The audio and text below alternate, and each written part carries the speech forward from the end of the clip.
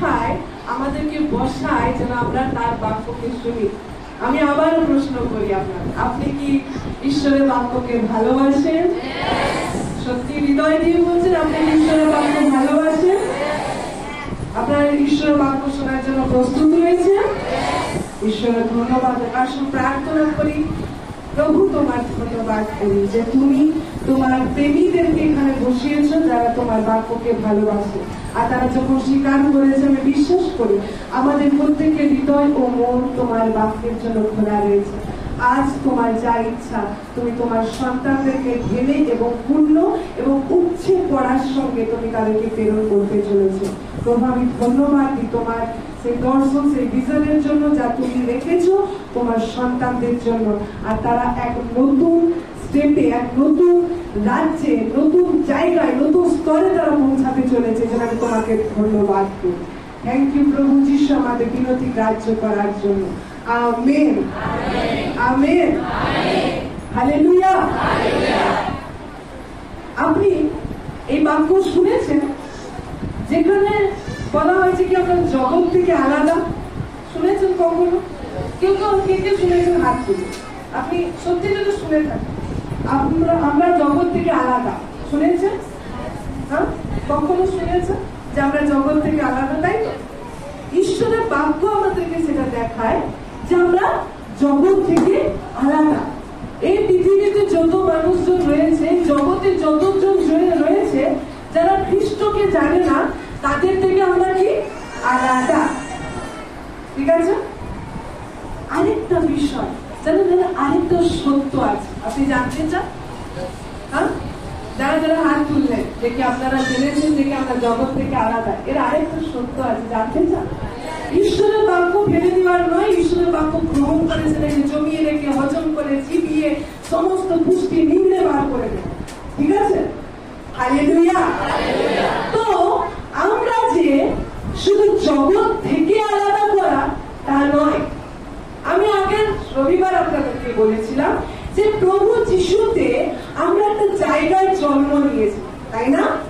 আমাদের পুরাতন স্বভাব, পুরাতন জীবন মারা গেছে, আগের বেশি মারা গেছে, কিন্তু এখন যে রয়েছে সে কে? ঈশ্বরের আত্মা হইতে। সে কোথা থেকে উত্থাপিত হয়েছে? ঈশ্বরের আত্মা হইতে। এর জন্য আপনি শুধু জগৎ থেকে আলাদা করা হয়েছে এমন নয়। যদি এমন হয় তাহলে তো এমন হবে, তাই না? যে আমরা জগৎবাসী ছিলাম, এখন আমরা ঈশ্বরের রাজ্যে আছি। আমরা জগৎবাসী ছিলাম, এখন ঈশ্বরের রাজ্যে আছি। জগতের লোক ঈশ্বরের রাজ্যে আছে। কিন্তু ঈশ্বর জানেন, চলুন আপনারা পড়ুন ফিলিপিও তার 3 অধ্যায় 20 পদ। আপনাদের ক্লিয়ার হবে। ফিলিপিও তার 3 অধ্যায় 20 পদ। দেখুন আমি পড়ছি যেন মাইকে সবাই শুনতে পাই, ওই জন্য পড়ছি। ফিলিপিও তার 3 অধ্যায় 20 পদ। আপনারা প্রত্যেকে বাইবেল বার করুন।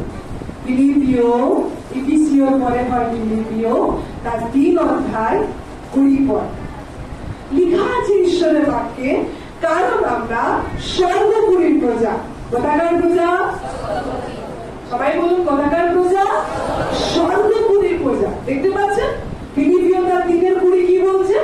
আমরা হচ্ছি স্বর্গপুরীর প্রজা, আর তথা হইতে আমরা ত্রাণকর্তা প্রভু যীশু খ্রিস্টের আগমন প্রতীক্ষা করিতেছি।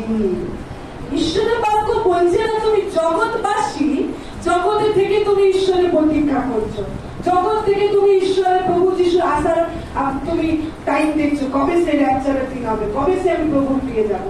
কিন্তু ঈশ্বরের বাক্য ফিলিপিও 3:20 স্পষ্ট লিখেছে, আমরা স্বর্গপুরীর প্রজা, আর তথা হইতে আমরা ত্রাণকর্তা প্রভু যীশু খ্রিস্টের আগমন প্রতীক্ষা করছি। তাহলে আমরা কোথাকার লোক হলাম?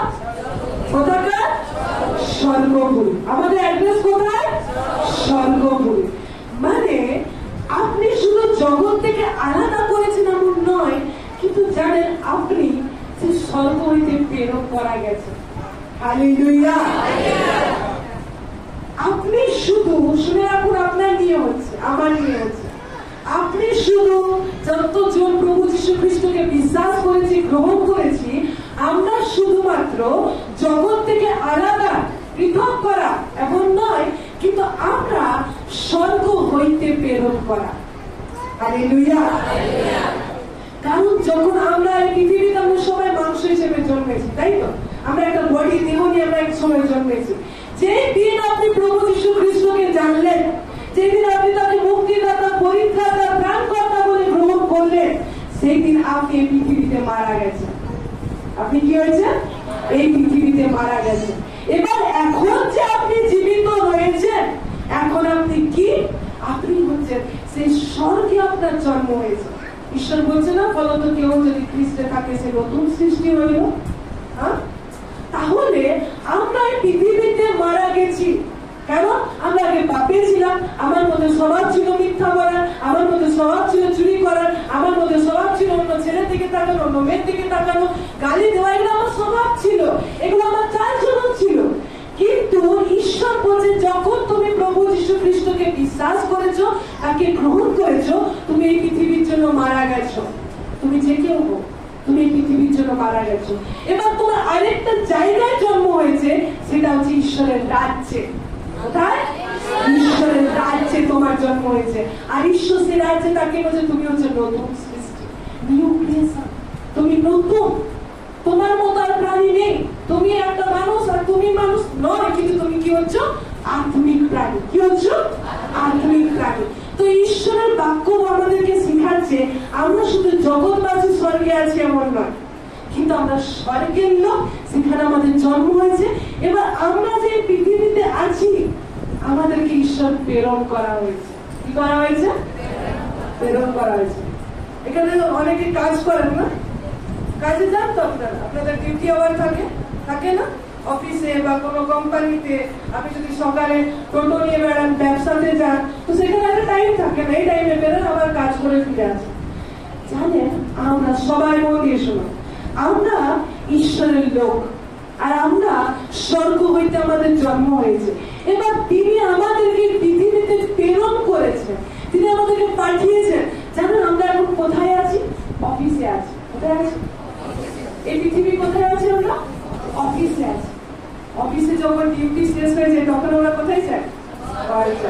জানো, আমরা এই পৃথিবীতে যে বাস করছি, আমরা অফিস টাইমে রয়েছি, ডিউটি আওয়ার চলছে, ডিউটি ওয়ার্ক করছি। আমরা এখন ডিউটিতে রয়েছি। এই পৃথিবীতে যে আপনি রয়েছেন, চলাফেরা করছেন, কার্য করছেন, আপনি এই পৃথিবীর লোক নন।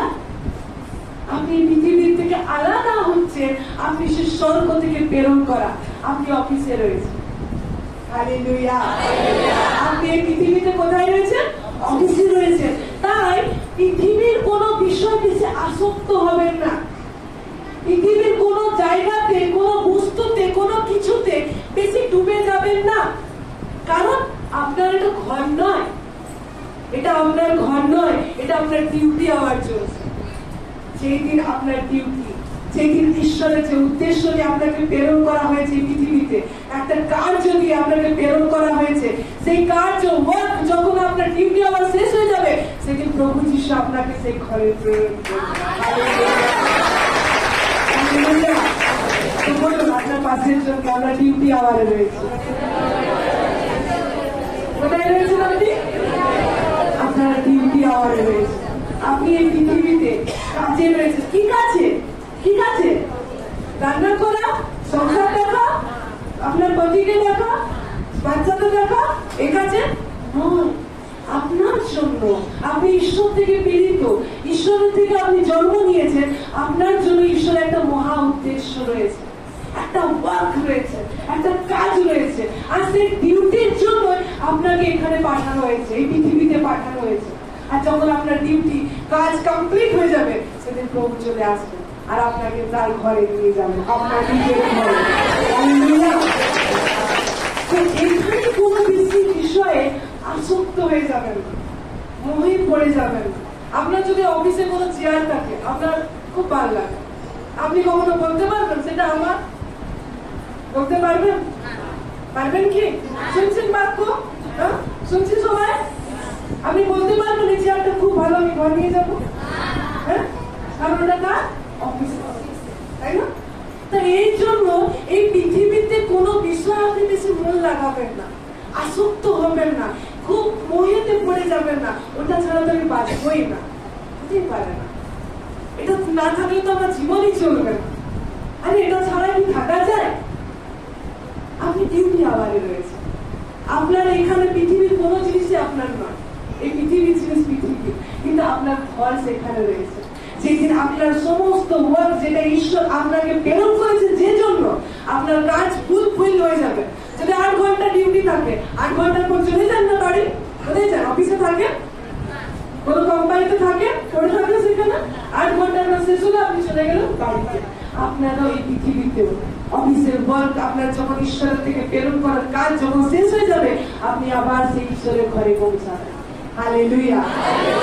প্রভু এই জন্য চায় আমরা যে স্বর্গে জন্মেছি, আমরা যে স্বর্গের ব্যক্তি পৃথিবীতে পাঠানো হয়েছে, আমরা যেন সচেতনতায় জীবনযাপন করি। একটা মানুষ যে প্রভুকে জানে না, আর যে আপনি যে স্বর্গ থেকে এসেছেন, স্বর্গের লোক, তাদের জীবন সম্পূর্ণ আলাদা, তাই না? যে হিন্দি ভাষী সে হিন্দি নিয়ে কথা বলে, তাই তো? আমরা এখানে বাঙালি ভাত খাই, আপনি যদি রাজস্থানে চলে যাবেন সেখানে লোক রুটি খায়, তাই না? তাহলে সেখানকার লোক, তাদের ওখানে অত ভাত পাবেন না, তাই তো? তো সেরকম ভাবে তাদের কালচার আমাদের কালচার আলাদা। তেমন ভাবে আমরা আত্মিক প্রাণ, বলুন আমি আত্মিক প্রাণ। তো আপনার যে কার্য রয়েছে, আপনার ঈশ্বর থেকে যে সোর্স রয়েছে, সেই কার্যে আপনি কাজ করেন। এই জন্য তার জীবন আর আপনার জীবন কখনো সমান হতে পারে না। একটা ব্যক্তি যদি তাকে বস এসে কিছু বলে দিল, সে ছুড়ে দিল, কিছু খারাপ কাজ করে দিল, কথা লোকের কাছে সে গুজব রড়াতে শুরু করলো, তার কাজ জগতে তারা করতে পারে। কিন্তু আপনি যখন আত্মিক প্রাণী, আপনি যখন ঈশ্বর থেকে আহত, এটা আপনার স্বভাব নয়, এটা আপনার স্বভাব নয়। একটা লাইন রয়েছে সেখানে সবাই ঠেলাঠেলি করছে, সবাই ঠেলাঠেলি করছে, আমাকে সময় পৌঁছাতে হবে, আমাকে আগে দাও, আগে দাও। কিন্তু জানেন, আপনি খুব শান্ত থাকবেন, আপনি খুব শান্ত থাকবেন, আপনি খুব শান্ত ভাবে হয়তো একটা লাইনে দাঁড়িয়ে রয়েছেন, আর সেখান থেকে হয়তো আপনি প্রার্থনা করছেন, আপনি মন দিয়ে কিছু গুনগুন করে গান করছেন। কেন? আপনি আত্মিক গান, আপনার কোথা থেকে কেউ নষ্ট করবে। এই পৃথিবীর কম্পিটিশনে দৌড়াতে যাবেন না, কারণ আপনি পৃথিবীর লোকরা তো কার সাথে কম্পিটিশন করবেন? কম্পিটিশন তো তাদের সাথেই হয় যে 6 বছরের বাচ্চা, সেরকমই 6 বছরের বাচ্চা থাকে, 10 বছরের বাচ্চা 6 বছরের বাচ্চার সাথে দৌড় কম্পিটিশন হয়নি, হইল না? এক লেভেলে থাকে। তো তারা, আপনি যে এত দৌড়ঝাঁপ করে আমাকে পারতে হবে, আমাকে এই করতে হবে, ওই করতে হবে, ওই করতে হবে, ওর থেকে আগে যেতে হবে, আপনি কার সাথে কম্পিটিশন করছেন? এই পৃথিবীর লোকের সাথে। আপনি তাদের মধ্যেই পড়েন, তাদের মধ্যেই আপনার অংশ, তাদের সাথে আপনার খুব জোর করছে, চলুন আমিও করবো, আমারও হবে, কিন্তু নয়। আপনি আলাদা ব্যক্তি, আপনি স্বর্গ হইতে প্রেরিত। এই জন্য প্রত্যেকটা সময় ঈশ্বরের বাক্য বলছে, তোমরা এই পৃথিবীস্থ বিষয় ভাবিও না, কিন্তু ঊর্ধ্বস্থ বিষয় চিন্তা করো। কারণ কেন? কারণ আপনি হচ্ছে সেখান থেকে এসছেন, আপনার গৃহ সেখান থেকে। এই জন্য প্রভু আমাদেরকে সেই কার্যে রেখেছে যেন আমরা তার লোক হিসেবে কার্য করি। এই জন্য আমরা যখন তার লোক, প্রভু আমাদের উপর কিছু আশা রাখেন। কি রাখেন? আশা রাখেন। দেখুন নথি লিখিত সুসমাচার তার 13 অধ্যায়,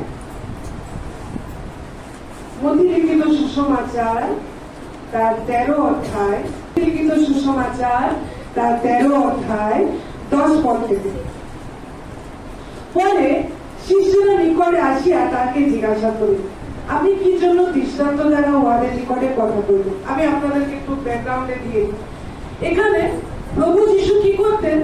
ভাবুন, অনেক লোক রয়েছে, ঠিক আছে, অনেক ভিড় প্রভু যিশুর কাছে পুরো ঘোরাফেরা করছে। প্রভু যিশু যেন কখনো তাদের সাথে ডাইরেক্ট কথা বলতেন, সবসময় কি দিয়ে কথা বলতেন? দৃষ্টান্ত দ্বারা। কি দ্বারা? দৃষ্টান্ত দ্বারা। কখনো অপবায়ী পুত্রের গল্প বলছে, কখন ধনী আর লাজারের গল্প বলছে, কখনো সেই সমুদ্রে জাল টানা ব্যক্তির গল্প বলছে, কখনো সিকির গল্প বলছে। কিসের সাথে কথা বলতো? দৃষ্টান্ত দ্বারা। ঠিক আছে, এখানে সেই বাক্য, সেই কথা এখানে চলছে শিষ্যদের। বলছে শিষ্য তখন নিকটে তার কাছে, যিশুর কাছে এসে বলছে, আপনি কেন ওদের জন্য শুধু দৃষ্টান্ত দিয়ে কথা বলেন? তখন দেখুন যিশুর উত্তর শুনুন, 11 পদ। তিনি উত্তর করিয়া কহিলেন, স্বর্গ রাজ্যে নিগুণ তত্ত্ব সকল তোমাদিগকে জানিতে দেওয়া হইয়াছে, কিন্তু তাহাদিগকে দেওয়া হয় না। তারা শুনছে, তারা দেখছে,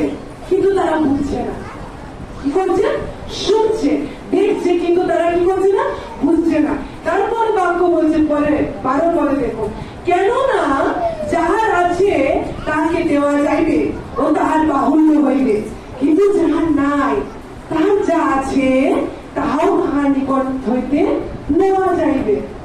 অনেকে এই বাক্য পড়েছি না, আমরা ভাবি কি বলছে এখানে ঈশ্বর? যার আছে তাকে আবার দেওয়া হবে, যার নেই তার কাছে আবার নিয়ে নেওয়া হবে। কি বলতে চাইছে প্রভু যিশু? কি কথা বলতে চাইছে? আপনি শুনলেন এখানে কি বলছে? প্রভু যিশু বলছে, অন্য কারো কথা না, প্রভু যিশুর কথা। তিনি বলছেন, দেখো স্বর্গরাজ্যের নিকট তত্ত্ব, স্বর্গরাজ্যের গভীর যে তত্ত্বগুলো, যে প্রকাশনগুলো রয়েছে তা তোমাদেরকে জানতে দেওয়া হচ্ছে। তোমার তাদের সাথে যিশু, শিষ্যদের সাথে যিশু দৃষ্টান্ত দ্বারা কথা বলতেন না, তিনি স্পষ্ট বলে দিতেন, এই বীজ বাপু, এই বীজ মানে হচ্ছে বাক্য, এই যে পথের ধার এটা মানে এটা। তিনি কি করতেন? তাদেরকে স্পষ্ট জানিয়ে দিতেন। কিন্তু ঈশ্বরের বাক্য বলছে তাদেরকে দেওয়া হয়নি। বলছে কেননা যাহার আছে, কি আছে? যার কাছে ঈশ্বরের বাক্য আছে, যার কাছে ঈশ্বরের নিগুড় তত্ত্ব আছে, যার কাছে ঈশ্বরের বাক্য শোনার মন আছে, যার কাছে ঈশ্বরের বাক্য শোনার জন্য আগ্রহ আছে, শিখার ইচ্ছা আছে, ঈশ্বরের বাক্য বলছে তাকে আরো দেওয়া যাইবে। কে বলে হালেলুয়া? যদি আপনার কাছে, আপনার মন যদি এরকম থাকে যে আমি ঈশ্বরের বাক্যকে আরো শুনবো, আরো তার নিগুড় তত্ত্ব জানবো, আরো গভীর বিষয়গুলো আমি জানবো, আমি সেভাবে চলবো, তো ঈশ্বরের বাক্য আপনার জন্য যীশু খ্রিস্ট স্বয়ং বলছে তোমাদের কি করা হবে? দেওয়া হবে। কিন্তু দেখুন তারপরে কি বলছে, তাহাকে, কেননা যাহার আছে তাহাকে দেওয়া যায় ও তাহার বাহুল্য হইবে, কিন্তু যাহার নাই তাহার যা আছে। আপনি পড়ছেন, দেখুন একটা লাইন, কিন্তু যাহার নাই ও তাহার যা আছে। বলতে তার নাই না আছে, ঠিক কি না? এখানে কি বলছে ঈশ্বরের বাক্য? কিন্তু যাহার নাই তাহার যা আছে। আরে তাহলে ব্যক্তিটা আছে না নেই? কিছু আছে। তারা কেমন ব্যক্তি জানেন? তারা বলে আমি কিছুই বুঝি না, নিজে বাক্য বলে কিছুই ঢোকে না মাথায়, আমি কিছু বুঝতে পারি না, কিছু পড়াশোনা আমি জানি না, আমি কিছু পারি না, আমার দ্বারা হবে না এইসব। তারা কি করছে জানেন? তারা বলছে নেই, আমার কাছে কিছু নেই, আমার মধ্যে কিছু নেই, আমি কিছু বুঝতে পারি না, কিছু ঢুকেনি আমার ভিতরে। তারা কি বলছে? নেই। কিন্তু ঈশ্বরের বাক্য জানাচ্ছে তার ভিতরে কিছু ছিল, তার ভিতরে কিছু আছে, যেটা তার মনটা এমন কঠিন করে রেখেছে, এই জন্য সে কি করতে পারছে না, বুঝতে পারছে না। সে নিজের মনকে কি করে রেখেছে? কঠিন করে রেখেছে। আর এই জন্য কি বলছে? আমার কাছে কিছু নেই, আমার মধ্যে কিচ্ছু বাক্য ঢুকছে না, কিচ্ছু মনে রাখছি না, আমি কিছুই বুঝতে পারি না। কি বলছে? তারা কি করছে? তার ভিতরে যেটা আছে সেটা কি করছে? বন্ধ করে দিচ্ছে। সেই পথের পাশের বীজের কথা মনে আছে? কে নিয়ে গেছিল সেই বীজগুলোকে? সেই চোর, সেই শয়তান। ঈশ্বর বলছে না, এখানে লেখা আছে কিন্তু যাহার নাই তাহার যা আছে তাহাও তাহার নিকট হইতে লওয়া যাবে। কে নেবে? তাহলে ঈশ্বর যখন দেয়, ঈশ্বর আবার নেয় না, সেটা নিতে আসে না ঈশ্বর কখন? কে নিবে এখানে? শয়তান। যে পথের পাশে বীজগুলো সে চুরি করে নিয়েছিল, সে বলছে ওর ভিতরে যে ছিল ও দেখেনি সেটা, ও ভাবছে আমি কিছু বাক্য বুঝি না, কোনো মাথায় ঢোকে না, উপর থেকে চলে যায়। সে কি বলছে? আমার ভিতর কিছু নেই। আর সে এই বলে নিয়ে তার ভিতর যেটা আছে, যেটুকু বাক্য ছিল, সেটা শয়তান এসে হরণ করে নিয়ে চলে যাচ্ছে, তার থেকে কেড়ে নিয়ে নেওয়া হচ্ছে। বুঝছেন আপনারা বাক্য? পড়েছেন না এই বাক্যগুলো? বুঝতে পারছেন? এই জন্য ঈশ্বর এগুলোকে শিখায়, ঈশ্বর এগুলোকে জানায়, যে বলছে এই জন্য নিজের হৃদয়কে কঠিন করে রাখবেন না, ঈশ্বরের বাক্যের জন্য সবসময় আপনার হৃদয় খোলা রাখবেন, সবসময়। কারণ ঈশ্বরের বাক্য এই জন্যই বলছে, এই জন্য আমি তাদেরকে দৃষ্টান্ত দ্বারা কথা বলিতেছি, কারণ তারা দেখিয়াও দেখে না, শুনিয়াও শুনে না এবং বুঝেও না, কারণ তাদের মনটা কঠিন করে রেখেছে ঈশ্বরের বাক্যের জন্য। আর তাহাদের সম্বন্ধে যিশায়ের এই ভাববানে পূর্ণ হইতেছে, তারা শ্রবণেও শুনিবে কিন্তু কোনো মতে বুঝিবে না, আর দৃষ্টিতে দেখিবে কিন্তু কোনো মতে জানিবে না। কেননা এই লোকদের দেখুন সমস্যা কোথায়? দেখাতেও নেই, কানেও নেই, চোখেও নেই, কানেও নেই। সমস্যা দেখুন এখানে প্রভু যিশু বলছেন 15 পদে, কেননা এই লোকদের হৃদয় অসার হইয়া রয়েছে। কি হয়ে রয়েছে?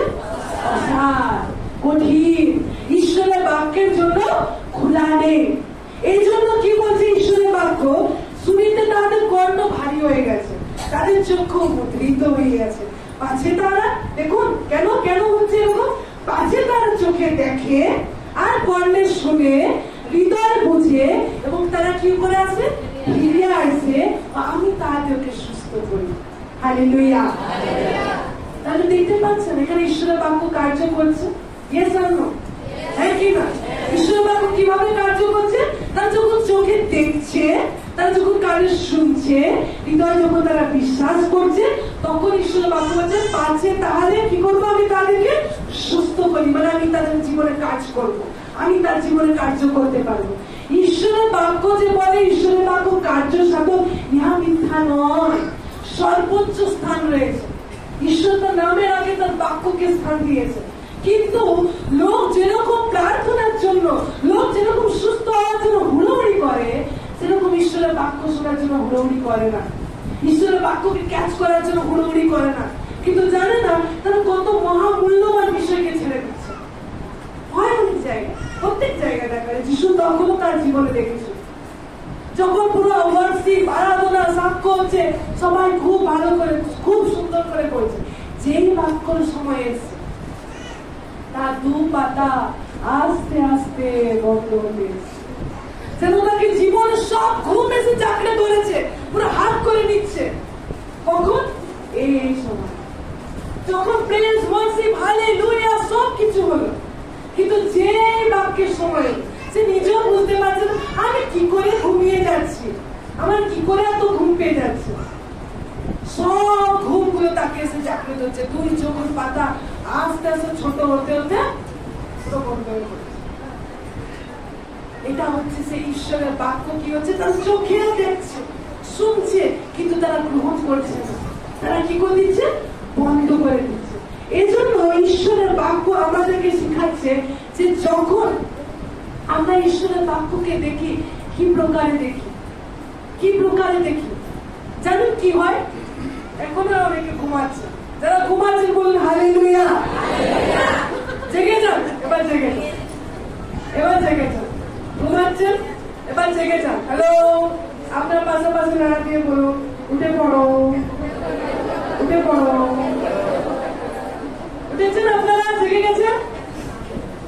তো এই জন্য শয়তান এইভাবে কাজ করে। আপনি যখন প্রেজ ওয়ার্শিপ হালেলুয়া প্রশংসা সাক্ষ্য প্রার্থনা গান আরাধনা সব হবে, আপনার চোখ একদম এমনি, কিন্তু যে বাক্যের সময় এসছে সব এসে আপনার দুই চোখ বন্ধ করে। এই জন্য ঈশ্বরের বাক্য আমাদেরকে শিখাচ্ছে যে আমরা সেই মহা আশীর্বাদকে ছেড়ে দিই। জানেন কি হয়? পবিত্র আত্মা, পবিত্র আত্মা ঈশ্বর, তিনি কি করে তার মহামূল্য সম্পদ, তার মহামূল্য ধন এই বাক্যের মধ্যে থেকে সবাইকে ডেলিভার দিচ্ছে। আর যখন আপনি চোখকে বন্ধ করে রেখেছেন, সে পাশকার মন্দিরের কাছে চলে গেছে। যখন আপনার চোখ বন্ধ সে দেখছে, সে পাশের থেকে অন্য জনের পাস করে দিয়েছে। কেন? সে আপনাকে ঘুমন্ত অবস্থায় দেখেছে, আপনিও তাকে সেই পথের পাশে বীজ করে দিয়েছেন, বলেছেন আমার হয়ে গেছে। এই জন্য ঈশ্বরের মহামূল্য সম্পদ যে বাক্য, সেই বাক্য যখন ফিরতে পবিত্র আত্মা আপনার সঙ্গে কথা বলছে, যখন ডেলিভার করতে আসছে, দয়া করে নিজের চোখকে বন্ধ করে তাকে অবহেলা করবেন না। আর সে এতটা জেন্টাল আপনাকে ধরে নাড়াবে না, সে পাশ কাটিয়ে অন্যের কাছে চলে যাবে, কারণ সে নিতে ইচ্ছে করেছে। এই জন্য চার্চে দেখতে পাবেন আপনি অনেক ধরনের বিশ্বাসী। কেন? কেউ সেই বাক্যগুলোকে গ্রহণ করে গ্রোথ হয়ে যাচ্ছে, বেড়ে উঠছে, কিন্তু কেউ কেউ ওরকমই সব সময় হালেলুয়া প্রেজ করলো, সব কিছু করলো, বাক্যের সময় সারা ঘুম এসে তার জড়িয়ে পড়েছে। আপনি হয়তো বলবেন, আরে দিদি বুঝছো না, এত ঘুম পায় আমি নিজে থেকে চাই না, কিন্তু তাও আমার এই সময় ঘুম পেয়ে যায়। আপনাকে যদি এখন বলা হতো এখানে ভূমিকম্প হচ্ছে, ঘর ছেড়ে বেরো, আপনার কি হতো? ঘুম পেত? আপনি বসে বসে ঘুমাতে পারতেন? পারতেন? পারতেন না। মানে আপনার ভিতরে তো শক্তি রয়েছে, একটা পাওয়ার রয়েছে যে আপনি জাগিয়ে থাকতে পারেন। এটা আপনার অজুহাত যে আমার ঘুম পেয়ে গেছে। কিন্তু যদি আমি এক্ষুনি বলি ভূমিকম্প হয়ে ঘর থেকে সবাই বেরো, আপনার দৌড়ে দৌড়ে চলে যাবে, কোনো ঘুম আপনাকে এসে ধরবে না। আপনার ভিতরে সেই শক্তি রয়েছে যেটা আপনি জেগে থাকেন।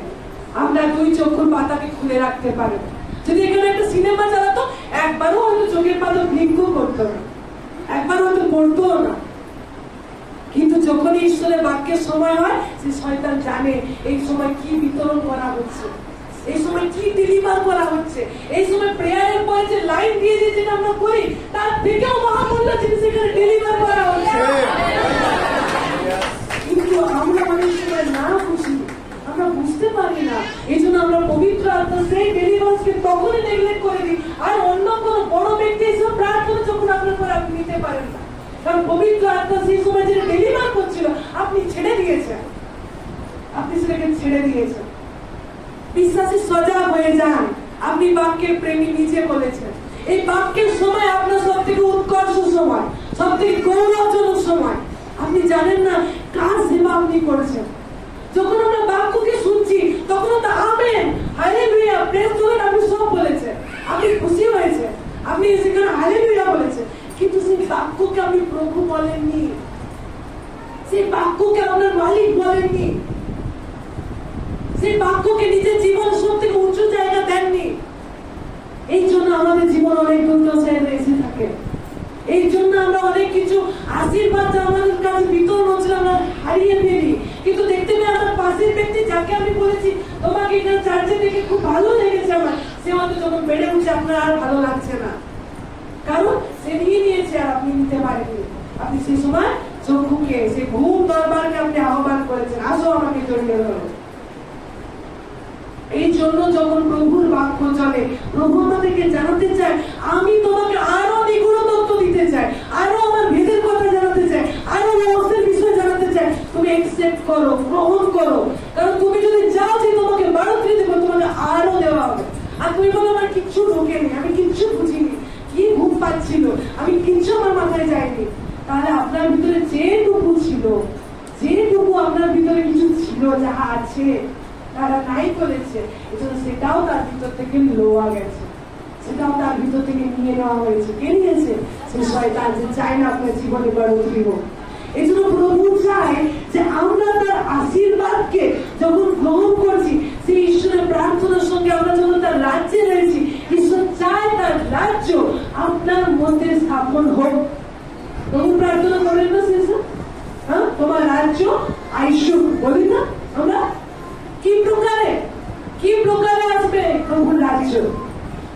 আপনার প্রভুর রাজ্য এদিক ওদিক আসার থেকে ঈশ্বর চায় আগে ঈশ্বরের রাজ্য আপনার ভিতরে আসুক। ঈশ্বর কি চায়? আপনার ভিতরে আসুক, আপনার ভিতরে ঈশ্বরের রাজ্য স্থাপিত হোক। ঈশ্বর রাজ্য কি এবার আপনি বলবেন? ঈশ্বরের রাজ্যটা আবার, ঈশ্বরের রাজ্য বলে জানেন, ঈশ্বরের রাজ্য হলো তার ইচ্ছা। কি? তার ইচ্ছা। স্বর্গে একটাও তার ইচ্ছা বিনা হয় না, সমস্ত কিছু তার ইচ্ছা থাকে। তার রাজ্যে কি চলে? তার ইচ্ছা থাকে, তার যেটা মনে হয় সেটা থাকে। ঈশ্বর চায় আপনার কথায়, আপনার চলায়, আপনার কাজ করায়, আপনার চিন্তা ভাবনায় তার রাজ্য আগে উপরে জায়গা নেই, আগে তার ইচ্ছা জায়গা নেই। এই রাজ্য কিছু নয়, ঈশ্বর চায় তার ইচ্ছা সম্পূর্ণ রূপে আপনার জীবনে কার্য হোক। কারণ কি? কারণ আপনি আত্মিক প্রাণী। কারণ কি? আপনি সেখান থেকে প্রেরণ করা হয়েছে। কারণ কি? ঈশ্বর আপনাকে রেখেছে সেই বাক্যকে গ্রহণ করার জন্য আর তার কাজ করার জন্য।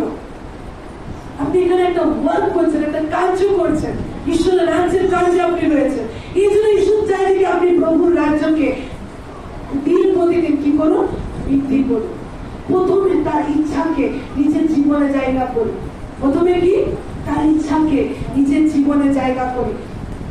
মার্কিত সুসমাচার তার 6 অধ্যায় যদি আপনি সেখানে দেখেন, তো আপনি সেখানে দেখতে পাবেন একটা কাহিনী রয়েছে। সেই কাহিনীটা যেন সবার জানা, 5টা রুটি আর 2টো মাছের গল্প। রুটি 2টো মাছ নিয়ে কত? 5000-এরও বেশি লোক খেয়েছিল, 5000-এর থেকেও বেশি লোক খেয়েছিল। জানেন এর ভিতরে ঈশ্বরের রাজ্য কিভাবে কাজ করেছে? এই ছোট্ট কাহিনীর ভিতরে ঈশ্বর কিভাবে নিজের রাজ্যকে প্রকাশ করেছে? আমি একটা বিষয়কে আপনাকে জানাতে চাই, তার রাজ্যে আপনি যখন চাইছেন তার রাজ্যের কাজ পুরোপুরি আমার ভিতরে হোক, পুরোপুরি তার ইচ্ছা আমার জীবনে সাধিত হোক, ঈশ্বর চায় তার কিছু কিছু সিদ্ধান্ত রয়েছে। কি রয়েছে? সিদ্ধান্ত রয়েছে। ফার্স্ট যে সিদ্ধান্ত, শৃঙ্খলা। কি রয়েছে? শৃঙ্খলা। ঈশ্বর চায় যে কি তার রাজ্যে সবসময় শৃঙ্খলা বস্তুত হোক, তার রাজ্যে সবসময় শৃঙ্খলা কাজ করুক। তিনি কেওসের ভিতরে, তার বিয়োজনের ভিতরে, তিনি মানে সবার এদিক ওদিক ধ্যানের ভিতরে তিনি চান না ঈশ্বরের রাজ্য কাজ হোক। যেন কিরকম হয় যে আমি বলছিলাম তার চোখে দেখে, কর্ণে শুনে, কিন্তু তারা হৃদয়ে বোঝে না, বুঝতে পারে না ঈশ্বরের বাক্য কিরকম হয় জানেন? সবাই বাবু এখানে বসে রয়েছে, কেউ বসে থাকতে থাকতে আমাকেই দেখছে, আমার বাক্যকে শুধু মন দিয়ে শুনছে, তার হঠাৎ চোখ পড়ে গেল, আরে এখানে কটা ধ্যান আছে, উনি সে ঘুরতে শুরু করে, আরে ওই যে পার হয়ে গেল কি কারণে জামা পরে এসছে, আপনি ওটা দেখতে শুরু করেন, আরে আজকে দিদিটা কি কি জামা পরে এসছে, কি কালার হচ্ছে দেখা যাচ্ছে না, আরে আমার ঘরের বাচ্চাটা ঝড় আসবে মনে হচ্ছে, বেঁধে এসছি তো, তাহলে ঠিক মেরেছিলাম তো। এই বাক্য শুনতে শুনতে ঈশ্বরের যে বাক্য ডেলিভার করা হচ্ছে, সেই বাক্য শুনতে শুনতে আমরা দিন ধ্যান চলে গেছে। আরে আজকে দুটা মাইক ব্যবহার হয়েছে, একটা তো ব্যাটারিওয়ালা বক্স থাকে, ওটা তো ব্যবহার হয়নি। এগুলো কখন কাজ করছে জানেন? যে বাক্য চলতে চলতে, আরে কয়টা জানলা রয়েছে, জানলাটা এই সাইডে একটু খোলা রয়েছে, খোলাটা কম হয়েছে, কখন? এই বাক্য চলতে চলতে আপনার এগুলো স্মরণে আসছে। মানে যে যেগুলো আপনার তখন বোঝার নয়, যে যেগুলো তখন আপনার চোখে দেখার নয়, যে যেগুলো আপনার বাচ্চা কোথায় কি কে চলে যাচ্ছে, কার কি হচ্ছে, তখন আপনার কানে শোনার নয়, সেই বিষয়গুলোতে আপনি ধ্যান দিয়ে বসে আছেন, সেই বিষয়গুলোতে আপনি মনোযোগ দিয়ে বসে আছেন। আর যে যে বিষয়গুলো ঈশ্বরের বাক্য আপনাকে বলতে চাচ্ছিল, সেগুলোকে আপনি মিস করে ফেলেছেন, সেগুলোকে মিস করে ফেলেছেন। আপনার কখনো মনে হবে না, প্রেজ ওয়ার্শিপ যখন আরাধনা চলছে, যখন প্রার্থনা চলছে, তখন আপনার মনে হবে না কে কটা জামা পরে গেছে, কার কটা বাচ্চা এসছে, বোতল এনেছি কিনা, মনে পড়বে। যেই বাক্য চলবে আপনার মনে পড়বে, কারণ শয়তান জানে কি বিতরণ করা হচ্ছে, কি ডেলিভার করা হচ্ছে, কি পৌঁছে দেওয়া হচ্ছে। এজন্য তার সিদ্ধান্তগুলোতে, ঈশ্বরের রাজ্যের সিদ্ধান্তগুলোতে সে পৌঁছাতে দিতে চায় না। ঈশ্বরের রাজ্যে তাকে সবসময় একটা ডিসিপ্লিন প্রভু চায়। প্রভু চায় তার রাজ্য, তার চার্চ থেকে ডিসিপ্লিন শুরু হোক। আপনি শিখুন কোথা থেকে? ডিসিপ্লিন শিখুন আপনার চার্চ থেকে। যখন কেউ কাউকে বললো একটু ওদিকে গিয়ে বসো, না না আমি এখানে বসবো, আমি এখানে বসবো, এখানে সুবিধা হবে দেখতে, বাচ্চাটা আছে না, সুবিধা হবে। কি করলেন জানেন? আপনি ইনডাইরেক্টলি প্রকাশ করছেন না না ঈশ্বর রাজ্যের দরকার নেই, আগে আমার ইচ্ছাটা পালন করে, আমার যেখানে সুবিধা সেখানে পালন করো। আপনি কি করলেন? ডিসিপ্লিনে চলা আপনি ছেড়ে দিলেন। যে হয়তো আপনার কিছু বলছে, এই সময় বসে যান, এই সময়টা করুন, আপনি কি করছেন? করছেন না। আপনি চাইছেন অনেক ঢুকে গেল, আবার বসবো, আবার কৃষ্ণগীতা পাঠ, আবার দাঁড়াতে হবে। আপনি কি করলেন? ঈশ্বরের রাজ্যে যে ডিসিপ্লিন, একটা শৃঙ্খলা রয়েছে, সেটাকে ভাঙছেন। আর দেখুন, আপনি নিজে আপনাকে দেখাচ্ছি, দেখুন মার্ক 6 অধ্যায় 39, আপনি 38 থেকে পড়ছেন, ঠিক আছে? মার্ক তার 6 অধ্যায় 38 থেকে। তিনি তাহাদিওকে বলিলেন, তোমাদের কাছে কয়খানা রুটি আছে, গিয়া দেখো। তারা দেখিয়া কহিলেন, 5খানা রুটি এবং 2টি মাছ আছে। দেখুন, ঈশ্বর ডিসিপ্লিন শুরু করে দিয়েছে। তার রাজ্যে কি শুরু করেছে? ডিসিপ্লিন শুরু করেছে। তখন তিনি সকলকে সবুজ ঘাসের উপরে দলে দলে বসাইয়া দিতে আজ্ঞা করিলেন।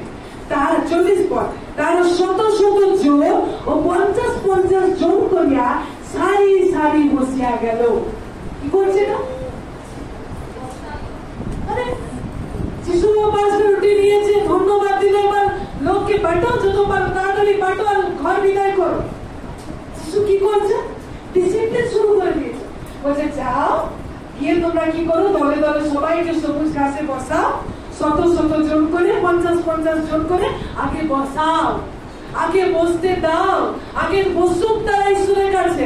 তারপর তো ঈশ্বরের কার্যকে সে গ্রহণ করতে পারে, তারপর তো ঈশ্বরের কার্যকে সে রিসিভ করতে পারে। কারণ আমাদের জীবনে ডিসিপ্লিন হচ্ছে তার রাজ্যের একটা কি বলবো পার্ট, একটা অংশ।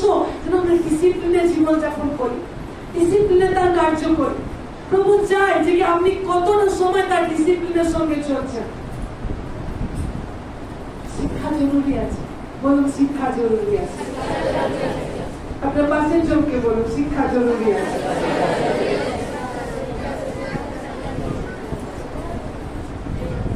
আপনাদেরকে যখন আপনি ঈশ্বরের ক্রিয়া আসছেন, আপনাকে ঈশ্বর চায় যে কি আপনি ডিসিপ্লিনের সঙ্গে করতে শুরু করুন। আপনি যখন দেখছেন যে একটা জায়গা পুরো ফাঁকা পড়ে রয়েছে আর একটা জায়গা এরকম রয়েছে, আপনি সেখানে এসে আপনার যেখানে মন বসে গেলেন। যদি এটা বাইরে কোনো জায়গা হয়, এটা অ্যাকসেপ্ট করা যায় যে তারা জানে না তারা এমনি করে, তারা বলে না আমাকে এখানে বসতে দিতে হবে, শুনবো আমার এখানেই দরকার। কিন্তু আপনি ঈশ্বরের রাজ্যের লোক, আপনি আত্মিক প্রাণী, আপনাকে একটা ডিসিপ্লিন মেনটেন করা, আপনাকে একটা সারি সারি দরকার। এটা কোথায় বসে রয়েছি? আমি সেই স্বয়ং ঈশ্বরের গৃহে বসে রয়েছি। এই মানসিকতা দরকার রয়েছে।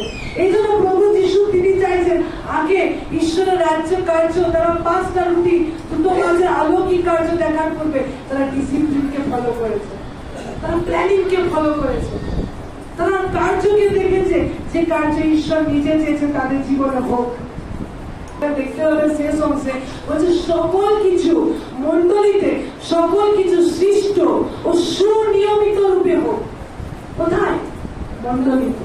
আপনি মন্ডলীতে সকল কিছু সৃষ্ট ডিসিপ্লিনের সঙ্গে সুন্দরভাবে, আপনি দেখছেন একটা জায়গায় গ্যাপ বসে রয়েছে, আপনি আরেকটু দূরে গিয়ে বসেছেন, কিন্তু দেখুন ওই জায়গাটা কিন্তু দেখতে শোভনীয় লাগছে।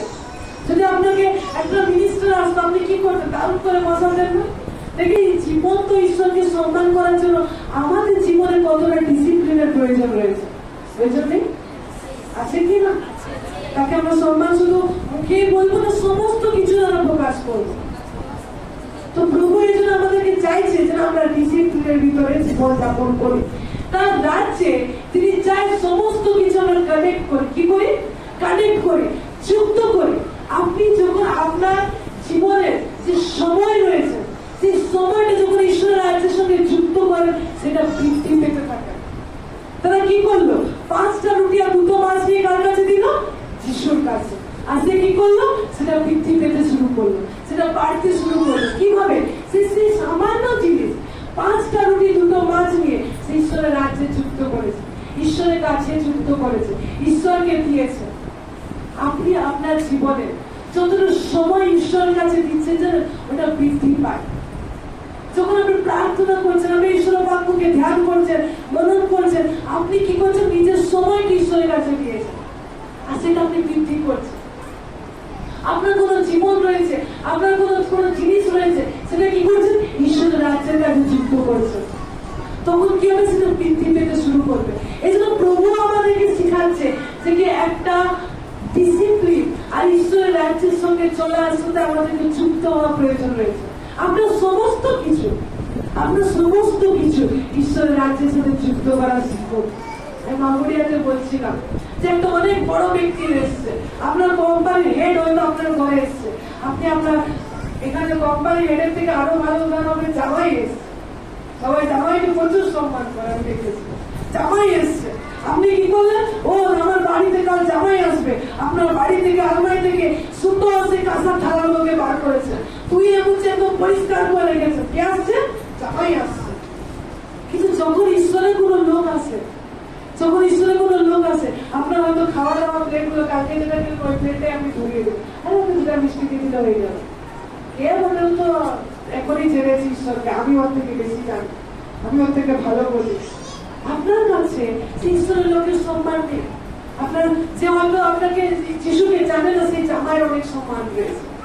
সে হয়তো কোম্পানির মালিক যে যিশুকে জানে না, কিন্তু সুট বুট পরে এসছে, আপনার কাছে তার সম্মান অনেক বেশি রয়েছে। কিন্তু জানেন যে হয়তো লোকের বাড়িতে কাজ করে, লোকের বাড়িতে সে হয়তো থালায় মুখ ধোয়, কিন্তু সে ঈশ্বরের রাজ্যের লোক, ঈশ্বর তাকে রাজ পুরোহিত বলে, ঈশ্বর তার নিজ লোক বলে। আর আপনি যখন ঈশ্বরের দৃষ্টিতে তার জন্য একটা অবহেলার চোখে দেখছেন, তখন জানেন ঈশ্বরের রাজ পুরোহিতকে আপনি অবহেলার চোখে দেখছেন। কিন্তু যার কাছে ঈশ্বরের কোনো দাম নেই, যে হয়তো প্রভুকে জানে না, সুট বুট করে আসতে পারে, আপনার জামাই হতে পারে, যে হয়তো যিশুকে জানে না, তার জন্য আপনার সম্মানীয় বেরিয়ে আসছে, সেটা কোনো কাজের নেই, দাম নাই। আপনি কি করছেন? আত্মিক বিষয়গুলোর সাথে নিজেকে যুক্ত করুন। আপনার থালা বাসনকে আত্মিক কার্যের সঙ্গে যুক্ত করুন, ঈশ্বরের লোকের সেবা করার জন্য যুক্ত করুন, উত্তম বিষয়গুলো। আপনার কাপড়কেও ব্যবহার করুন ঈশ্বরের রাজ্যে আসার জন্য। বেস্ট ড্রেস পরে আপনি ঈশ্বরের কাছে আসুন, ঈশ্বরকে সম্মান করুন যে প্রভু আমার সমস্ত কিছু দিয়ে আমি তোমার আরাধনা করি, সমস্ত কিছু দিয়ে আমি তোমার প্রশংসা করি। আপনার ঘর রয়েছে, একটা সুন্দর বাড়ি রয়েছে, সেখান থেকে হয়তো আপনি ঈশ্বরের প্রশংসা করেন না, সেখান থেকে হয়তো আপনি বাক্য পড়েন না, প্রার্থনা করেন না। আপনার বাড়ি শুধু একটা ইট আর পাথর হয়ে রয়েছে, কাঠ হয়ে রয়েছে, সেটা ঈশ্বরের জন্য কোনো দাম নাই। আপনি বলবেন হ্যাঁ আমার দুতলা বাড়িটা দাম নেই কেন? কারণ আপনি সেই গৃহটাকে ঈশ্বরের রাজ্যের সাথে যুক্ত করেননি। আপনি আপনার ঘরটাকে প্রার্থনা ধূপ হিসেবে উড়ান না, সেই ঘর থেকে আপনি ঈশ্বরের জন্য স্তব করেন না, প্রার্থনা করেন না, সেটা সামান্য পাথর আর কাঠ, ঈশ্বরের চোখে এটা কোনো দাম নেই। কিন্তু আপনার ঘরকে আপনি খুলে দিয়েছেন তার মহিমা করার জন্য। আপনি ডেকেছেন ঈশ্বরের জন্য আমার ঘরে আজকে প্রার্থনা হোক, আরাধনা হোক। আপনি কি করছেন? নিজের ঘরকে যুক্ত করছেন ঈশ্বরের রাজ্যে। ঈশ্বরের রাজ্যের সাথে আপনি সেখানে প্রার্থনা ধূপ উড়াচ্ছেন ঈশ্বরের কাছে, সুগন্ধি ধূপ উড়াচ্ছেন প্রভুর কাছে। আপনি কি করছেন? ঈশ্বরের রাজ্যে সেটাকে যুক্ত করেছেন। Hallelujah, hallelujah. খুব হয়তো সামান্য বিষয় আমাদের জন্য, কিন্তু প্রভুর কাছে এগুলো খুব গুরুত্বপূর্ণ বিষয়। আপনি কি জানেন আর সেই ব্যক্তি কি জানেন তার সাথে সম্পর্ক নেই। আমি হয়তো খুব ভালো বলতে পারি, কিন্তু একজন এসে বলতে পারে না, আমি যদি তাকে সম্মান না করি। আমরা জানেন বলার জন্য না, ঈশ্বরের বাক্য বলার জন্য কোনো সুবক্তার প্রয়োজন নেই। যেন ঈশ্বর গাধাকে দিয়েও কথা বলাতে পারে, ঈশ্বর গাধাকে দিয়েও তার নিজের বাক্য প্রচার করে দিতে পারে। একটা রাখালকে তিনি রাজা বানানো পারে, তিনি হচ্ছেন আপনার ঈশ্বর। তা এমন ঈশ্বরের লোকদের যারা ঈশ্বরের কাছে বহুমূল্য, তার লোক তাদেরকে কখনো অবহেলার চোখে দেখবেন না, তাদেরকে এমন কখনো ব্যবহার করবেন না তারা আপনার লোক নয়, তারা আপনার পরিবার। আপনি যখন ঈশ্বরের রাজ্যে যাবেন তাদেরকেও দেখতে পাবেন। এই জন্য সম্মান দিতে শিখুন, এক একজনকে শ্রেষ্ঠ জ্ঞান করুন। প্রভু চায় যে আপনি আপনার সমস্ত কিছু তার রাজ্যে যুক্ত করেছেন। ধন্যবাদ। তার রাজ্যের একটা পাঠ, অনেক বড় পাঠ রয়েছে ধন্যবাদ। যখন আমরা ধন্যবাদ দিই তখন কি হয় আসলে জানেন, আমাদের সমস্ত ফোকাস, আমাদের সমস্ত কনসিয়াসনেস নিজের প্রবলেম ছেড়ে দিয়ে ঈশ্বরের দিকে তাকাতে শুরু করে। আপনি যখন দেখবেন ধন্যবাদ দিবেন হৃদয় দিয়ে, আপনার একটু মনে পড়বে না আপনার কি অসুবিধা হচ্ছে, কোথায় ব্যথা করছে, কোথায় কি হয়েছে, যখন হৃদয়কে ধন্যবাদ দেন। আর যখন সেই সময় আপনি ধন্যবাদ দিচ্ছেন তখন জানেন আপনি ঈশ্বরের সম্মুখী তার সুগন্ধে ধূপ উড়াচ্ছেন। যখন যখন বাধা রয়েছে, ঠিক আছে, পৌলাসির বাধা রয়েছে, জগতের লোকরা ভাবছে হাত পা বেঁধে দিলে সব বন্ধ, কিন্তু জানে না তাদের মুখ খোলা রয়েছিল। কি করেছিল?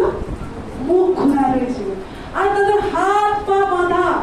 সেই অবস্থায় হয়তো তারা গান করছে, রাজা দে রাজা প্রভু তুমি, আত্মবাদা হাতও হয়তো উঠছে না, মৃত্যু বাধা জয়ী তুমি।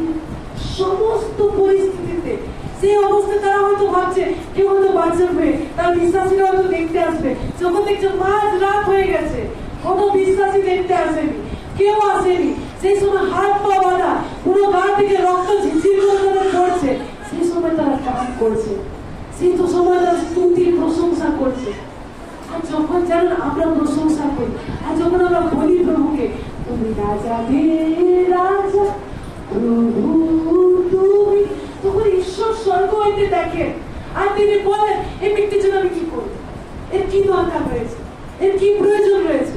যেন আপনার মুখে তাকে চর্চা করারও অনেক সময় প্রয়োজন হয় না, যখন আপনি তার স্তব করেন হৃদয় দিয়ে, তখন প্রভু বুঝে যায় আচ্ছা কি দরকার রয়েছে। সে হান্নাকে যখন আগের রবিবার বলছিল, আমার মনে পড়ছে, সে হান্না যখন স্তব বলি উৎসর্গ করছে, সে যখন বন্ধা অবস্থায় রয়েছে, তখনও যখন সে ঈশ্বরের উদ্দেশ্যে প্রশংসা করছে, তার উদ্দেশ্যে যখন গৌরব করছে, ঈশ্বর বলছেন কি প্রয়োজন, ঈশ্বর তাকিয়ে দেখেন কি প্রয়োজন রয়েছে, ঈশ্বর বলেন কি দরকার রয়েছে, এখানে কি করবো। ঈশ্বর দেখেন আচ্ছা সন্তান তার জন্য রাস্তা খুলে গেল। হালেলুয়া। প্রভু চায় আপনার জীবনে রাস্তা খুলে যাক। প্রভু চায় আপনাদের জীবনে যে দেখা দৃষ্টি সবসময় প্রবলেম নিয়ে দেখবেন না, সবসময় প্রবলেমের বিষয়ে কনসিয়াস হবে না, এই হচ্ছে ওই হচ্ছে। যখন খুব ভালো ভ্যান চলছে তখন তো হালেলুয়া প্রেজ দ্য লর্ড, ঈশ্বর ধন্যবাদ। যেই কারেন্ট চলে গেল, যেই দেখছেন মশা ঘুরঘুর করছে, যেই দেখছেন গান টপ করে পড়ছে, যেই আপনার বিরক্ত শুরু হয়ে গেল। এত টাকা ইলেকট্রিক বিল দিই, তার এখানে ইলেকট্রিক থাকে না। কোথায় গেল হালেলুয়া প্রেজ দ্য লর্ড? কোথায় গেল ঈশ্বরের স্তুতি প্রশংসা? এসব উড়ে গেছে। কিন্তু ঈশ্বর কি বলছে তার বাক্য? সর্ব বিষয়ে। কি বলছে? সর্ব বিষয়। যদি আপনারা দেখেন প্রথম থিসিলনিকীয়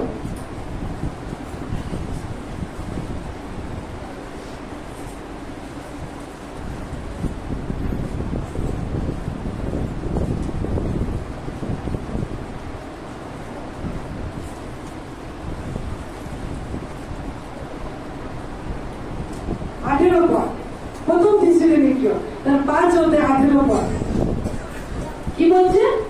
সর্ব বিষয় ধন্যবাদ করো, কারণ খ্রিস্ট যিশুতে ইহাই তোমাদের উদ্দেশ্যে ঈশ্বরের ইচ্ছা। কখন? যখন কারেন্ট থাকবে তখন, যখন কারেন্ট থাকবে না তখন, কখন? যখন চাকরি পাইনি তখন, যখন চাকরি পাননি তখন। কেউ থাকে এরকম ব্যক্তি জানেন, জানেন আমার জন্য একটু প্রার্থনা করো, আমার শরীরটা না প্রচন্ড অসুস্থ, এই কবে থেকে এরকম ভুগছে, তার জন্য প্রার্থনা করা হলো। তাকে জিজ্ঞেস করবে কেমন আছে? হ্যাঁ এখনো অনেক ভালো আছি, কিন্তু দেখো না শরীরটা তো ঠিক হয়ে গেছে, কিন্তু কোনো চাকরি নেই, আমার কোনো কাজ নেই, পুরুলিয়াতে কোনো কাজ পাচ্ছি না, একটু প্রার্থনা করো তো, হচ্ছে কাজটা পেয়েছে। আচ্ছা ঠিক আছে প্রার্থনা করবো, প্রার্থনা করা হলো। আবার কিছুদিন পর জিজ্ঞেস করলো চাকরি পেয়েছেন? হ্যাঁ চাকরিটা পেয়ে গেছি। জানো কি হচ্ছে? শরীরটাও এখন ভালো আছে, চাকরিটাও এখন পেয়ে গেছি, কিন্তু আত্মীয়দের মধ্যে না কোনো কোর্ট কেস চলছে, ঝগড়া ঝামেলা হচ্ছে, জমি নিয়ে সংঘাত হচ্ছে, জমি নিয়ে সংঘর্ষ হচ্ছে, একটু প্রার্থনা করে দিবেন তো। আমার কিছুদিন পরে আপনার সাথে দেখা হলো, ঠিক আছে হ্যাঁ শরীরও ভালো আছে, চাকরিও পেয়ে গেছি, কোর্ট কেস মামলাও ঠিক হয়ে গেছে, কিন্তু জানো মেয়েটার বিয়ে রাখছে না, প্রার্থনা করো তো। মানে তাদের ধন্যবাদ তাদের জীবনে নেই, কিন্তু একের পর এক তাদের লিস্ট চলে আসছে, তাদের শেষ হচ্ছে না। কিন্তু তাদের এই সব দৃষ্টি বাইরে, কি হচ্ছে না আমার সাথে, কি চলছে আমার জীবন, কিন্তু তাদের দৃষ্টিতে এখানে নেই প্রভু কি চাইছে, প্রভু আমার জন্য কি চান, প্রভুর ইচ্ছা কি রয়েছে। তারা এই জন্য তাদের জীবন অনেক সময় খালি পানকে দেখতে পায়। প্রভু চায় সেই অবস্থা থেকে বেরিয়ে আসতে, সেই স্ট্রাগলের লাইফ থেকে বেরিয়ে আসতে। প্রভুর একটা ইচ্ছা রয়েছে। প্রভু আমাদেরকে দেখে থাকে যেন আমরা তার অর্ডারের সঙ্গে, তার নিয়মের সঙ্গে আমরা কার্য করি। আর প্রভু চায় যেন সেই সমস্ত বিষয় আমরা তার জীবনের কার্য সাধন করি। কারণ ঈশ্বর তার বাক্যে আমাদেরকে রেখেছেন যেন আমাদের জীবনে যে সমস্ত পরিশানি গুলো রয়েছে, যে সমস্ত গুলো ইচ্ছাকে হয়তো আমরা চাইছি, সেগুলো হয়তো অনেক সময় দেখতে পাই না। অনেকে ফোন করে বলে আমি চাই যে আমার স্বামী আসুক, প্রভুকে জানুক, খুব ভালো ইচ্ছা, খুব ভালো ইচ্ছা, এটা ঈশ্বরের ইচ্ছা, সে আত্মাটা বাঁচুক। কিন্তু ঈশ্বর আরেকটা জিনিস চায়, আপনি কেন চান আপনার স্বামী আসুক? শুনুন প্রশ্ন, শুনুন খুব ভালো প্রশ্ন। অনেকে বলে আমি চাই যে আমার স্বামী প্রভুতে আসুক, কিন্তু আপনার প্রশ্ন আপনি কেন চান যে আপনার স্বামী আসুক? কারণ তারা কি থাকে জানেন, যেন আমি ভালো থাকি, আমি যেন শান্তিতে চার্জ যেতে পারি, আমার স্বামীটা যেন নেশা না করে, আমার ঘরে যেন এই অভাবগুলো না হয়, মনকে নেশাকে উড়িয়ে দেয়, যেন সে প্রভুকে জানতে পারে। এই জন্য তাদের ইচ্ছা, যেন সেই ইচ্ছাগুলো আপনার ঠুমকো ইচ্ছা। সবার প্রথমে যখন আপনি আপনার স্বামীর জন্য প্রার্থনা করছেন, আপনি চাইছেন যে সে ফিরে আসুক, আপনি যখন চাইছেন আপনার আত্মীয় স্বজনরা জানুক, সবার প্রথমে একটা ইচ্ছা নিয়ে বসুন যেন সেই আত্মাটা আপনার স্বামীর কি দাম রয়েছে, যতটা যিশুর রক্তের দাম আপনার স্বামীর জীবনের ততটাই দাম। হালেলুয়া। যিশুর রক্তের যতটা দাম রয়েছে, যত কিমত রয়েছে, আপনার স্বামীর আত্মাটা ফিরে আসা সে অতটাই দামি রয়েছে। যখন আপনি এই সচেতনতায় তার জন্য বিনতি করেন, প্রার্থনা করেন, সোয়েলবিন করেন, আপনি আত্মাকে জয় করেন, তখন আপনার কাছে সেগুলো আরো ইজি হয়ে যায়, সহজ হয়ে যায়। কিন্তু মানুষের কি ইচ্ছা থাকে, ও আর নেশা করবে না, আমাকে আর ঝগড়া করবে না, আমার সাথে মারবেলাও যেন জানে যে যিশুকে, ঈশ্বরকে জানে, কিন্তু এগুলো জানেন আপনার প্রাইমারি, কিন্তু মেন কি, সে যেন তার আত্মা বাঁচুক, যার জন্য প্রভু যিশু নিজ প্রাণ দিলেন। সে আত্মাটা জীবন পাক, যেন যিশু যে রক্ত ঝরিয়েছে তার জীবনে কার্য করে। এটা হওয়া উচিত আপনার প্রথম ইচ্ছা। এই ইচ্ছা নিয়ে, এই সচেতনতা নিয়ে, এই চিন্তা নিয়ে আপনি প্রার্থনায় বসুন তার জন্য। আপনি দেখতে পাবেন তার জীবনে অদ্ভুত কার্য হচ্ছে।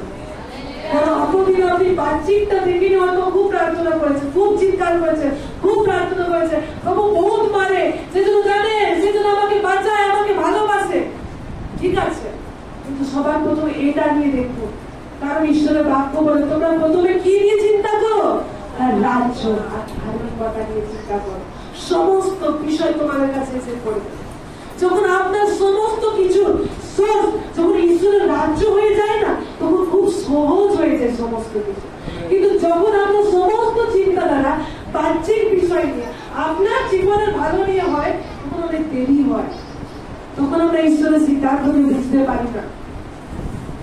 কারো কারো জীবনে দেখবেন খুব ইজিলি তারা খুশি খুশি আনন্দে তারা তার দশমাংশকে নিয়ে দেয়, আর কারো কারো দেখবেন দশমাংশ পার করতে তারা খুব কষ্ট হয়, খুব স্ট্রাগল করে তারা। কারো কারো দেখবেন ইজিলি সে বলে দেয় ঝড় হোক, বৃষ্টি হোক, বন্যা হোক, আমি তো রবিবার চার্চে যাবো। আর কারো কাছে ডিসিশন নিতে হয়, আজ কি চার্চে যাবো। চার্চে যাওয়া, ঈশ্বরের রাজ্যের কার্যের সাথে যুক্ত হওয়া, আপনার জীবনে কি এখনো ডিসিশন নিচ্ছে? এখনো কি আপনার কাছে অপশন আছে এগুলো, যাবো কি না, করবো কি না? আজ আমার এই অসুবিধা আছে, করবো। তার মানে কি আপনি এখন ডিসিশনে রেখেছেন ঈশ্বর। তাকে আমি বলছি না, আপনি বাক্যকে শুনেছেন, হালেলুয়া বলেছেন, আমেন বলেছেন, কিন্তু তাকে প্রভু বলেননি। তাকে প্রভু মানে কি, মালিক, মালিক যা বলবে সেটাই করবো, সেটাকে বলেন। এজন্য প্রভু চায়, প্রভু চায় আপনার জীবনে এতদিন যে যুদ্ধ করছেন, দ্বন্দ্ব করছেন এই বিষয়গুলো নিয়ে, জানি তাই তো এবারে না দিলে হবে না, খুব টাকা পড়ে রয়েছে, যাচ্ছে যাবো কি যাবো না, না গেলেও আজকে হবে। কারণ ঈশ্বরের কার্যটা, ঈশ্বরের রাজ্যটা তার কাছে এখনো ডিসিশন, তার কাছে এখনো সিদ্ধান্তের বিষয়। এজন্য প্রভু চায় যে প্রকারে প্রভু যিশু দেখেন, যে প্রকারে প্রভু যিশু চলেন, সেই প্রকার থেকে আপনি কার্য করুন। যখন আপনার দেখছেন অনেক স্বামী আপনাকে অনেক বিরক্ত করছে, তখন আপনি কি করছেন, ঈশ্বরকে ধন্যবাদ দিচ্ছেন। যখন আপনার কারেন্ট চলে গেছে, তখন আপনি ঈশ্বরকে ধন্যবাদ দিচ্ছেন। যখন আপনার জীবনে অনেক পরিশ্রমী আপনি দেখতে পাচ্ছেন, তখন ঈশ্বরকে আপনি ধন্যবাদ দিচ্ছেন। আপনার জীবনে চার্চ, আপনার জীবনে ঈশ্বর, আপনার জীবনে ঈশ্বরের লোক, তার সঙ্গে যুক্ত হওয়া খুব জরুরি।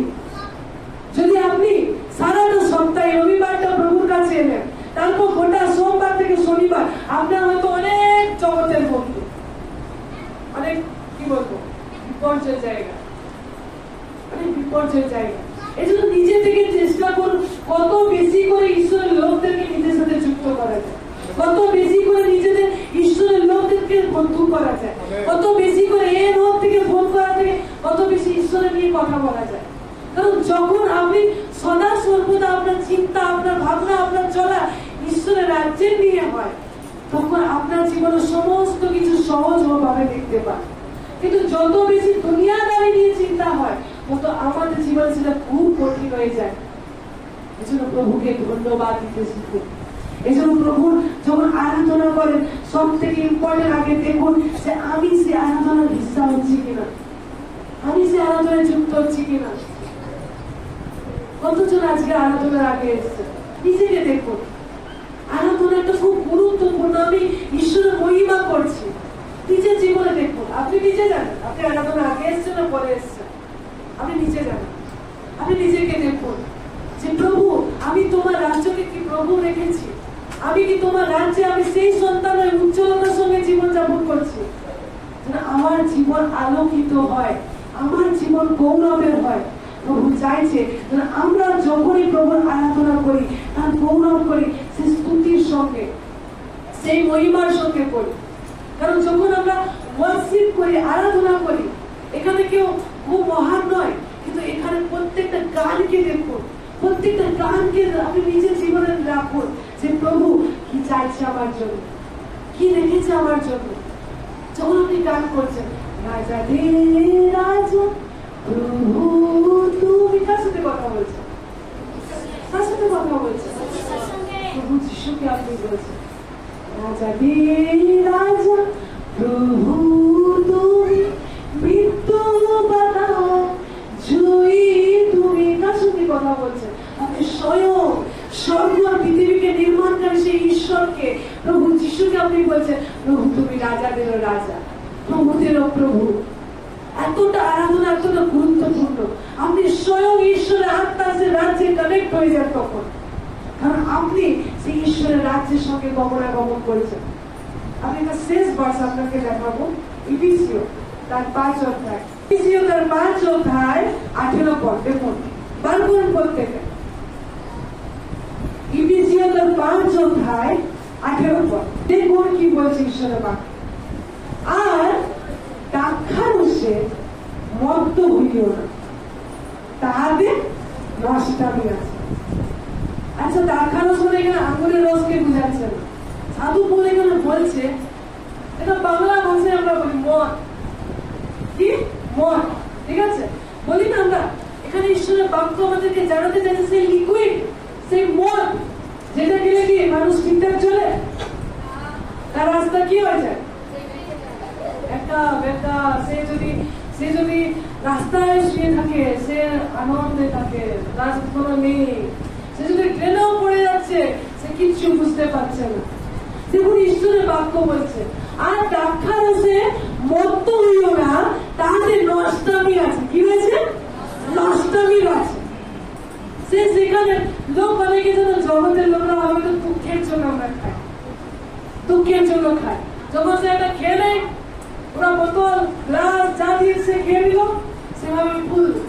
আজ তার মনেই থাকে না তার কি হয়েছে পিতা জীবন, সে মনেই করতে পারে না তার কি অসুবিধা ছিল, তার আজকে স্ত্রীর সাথে ঝগড়া হয়েছে, মালিককে সে মেরে এসছে, তার কিচ্ছু মনে থাকে না। সে আলাদা দুনিয়াতেই নিজেকে হারিয়ে ফেলে।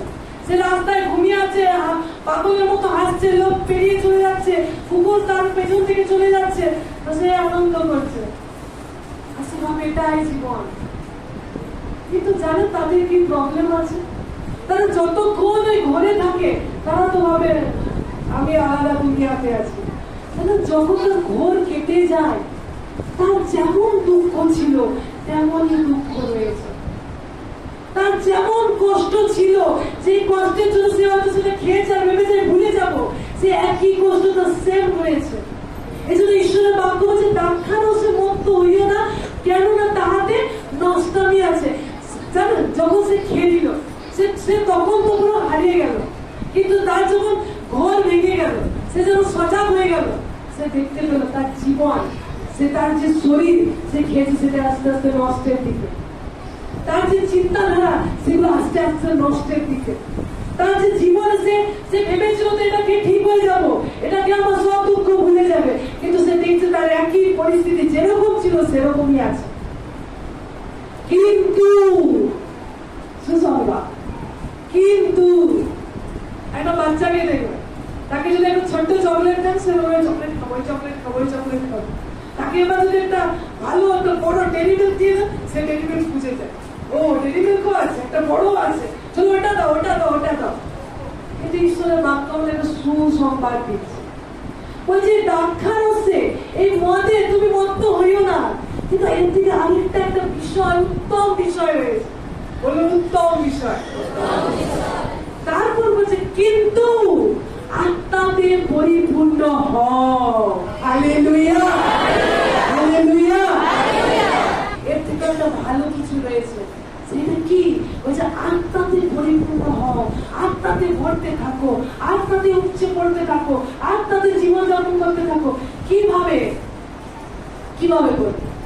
দেখো তারপরের কথা বলছে 19 পদ, গীত স্তোত্র আত্মিক সংকীর্তনে পরস্পর আলাপ করো, আপন আপন অন্তরে প্রভুর উদ্দেশ্যে গান ও বাদ্য করো, সর্বদা সর্ব বিষয়ে নিমিত্তে আমাদের প্রভু যীশু খ্রিস্টের নামে পিতা ঈশ্বরের ধন্যবাদ করো। হালেলুয়া।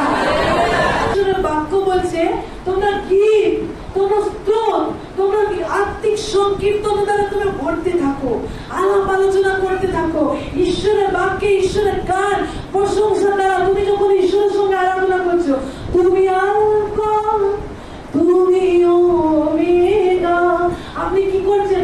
নিজের গীত, স্তোত্র, আরাধনায় আপনি ভরছেন নিজেকে, তার সঙ্গে আপনি ভরছেন, সে ব্যাখ্যা নিতে থাকছেন, আপনি গ্রহণ করতে থাকছেন। সবসময় আপনি রাস্তায় যাচ্ছেন, কিন্তু আপনি কি করছেন? ঈশ্বরের আত্মিক সংকীর্তন, আত্মার ভাষায় আপনি আরাধনা করছেন, তার নামকে প্রেস করছেন। স্তোত্র মানে সেই ছোট ছোট পোয়েম হয়, সেই গীত সঙ্গীত আপনি দেখতে পাই, স্তোত্র লেখা আছে অনেক জায়গায়। তো সেগুলো কি? সেইগুলোর দ্বারা আপনি কি করছেন? নিজের আত্মাতে পরিপূর্ণ হতে থাকছেন। তারপরে ঈশ্বরের বাক্য বলছে সর্ব বিষয়ে, কখন? সর্ব বিষয়ে আপনি যখন ধন্যবাদ প্রশংসা করছেন, আপনি আত্মায় ভুল হয়ে থাকছেন। কি হয়ে যাচ্ছেন? ভুল হয়ে থাকছেন। আপনার ভিতরে আত্মা রয়েছে, আপনার দেহ পবিত্র আত্মার মন্দির, কিন্তু ঈশ্বর একটা পর্যায়ে দেখাচ্ছে, একটা মন্দিরই দেখাচ্ছে, এইভাবে তুমি আত্মায় ভুল থাকতে পারো, পুরো ডুবে যেতে পারো। ঈশ্বরের বাক্যে তো যতক্ষণ আপনি আরাধনা, স্তুতি, প্রশংসা, প্রার্থনার সঙ্গে যাচ্ছেন, আপনি আত্মায় ভুল হয়ে চলছেন, আপনি ঈশ্বরের গৌরবে করছেন। আপনি হয়তো সারাদিন খুব খেটে খেটে এলেন, আর এসে আপনি শুয়ে পড়লেন। আপনি অতক্ষণ যে কাজ করলেন সেগুলো সব ক্ষয়নীয়, আবার যে ঘুমাচ্ছে সেগুলো ক্ষয়নীয়, কিন্তু কোনটা অক্ষয়, কোনটা শেষ হয় না?